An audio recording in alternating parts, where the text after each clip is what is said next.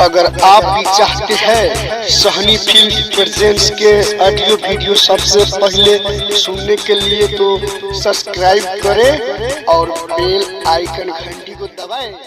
बोला बोला छठी मैया की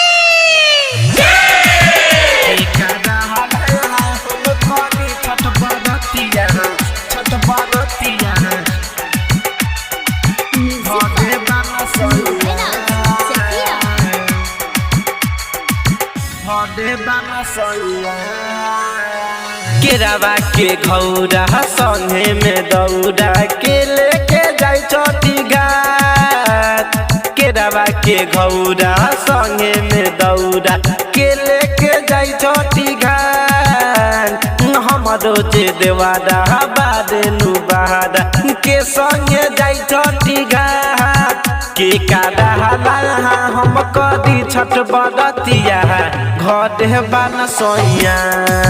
के कादा हम कदी छठ बरतिया घटे बन सोइया।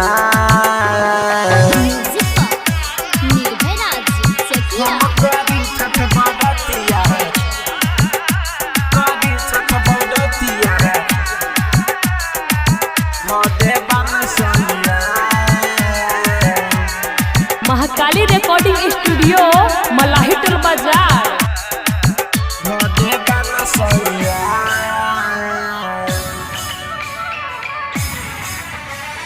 गेरुआ रंग कपड़ा के किन के लहाई छठी घाटे बोला कैसे के जाई। छठी घाटे बोला कैसे के जाई। गेरुआ रंग कपड़ा के किन के लहाई छठी घाटे बोला कैसे के जाई। छठी घाटे बोला कैसे के जाई।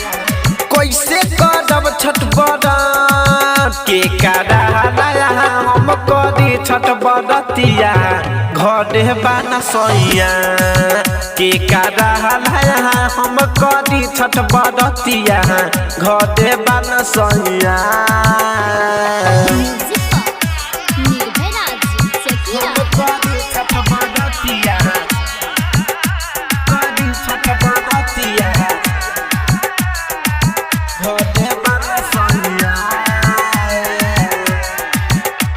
महाकाली रिकॉर्डिंग स्टूडियो मलाही टोल बाजार।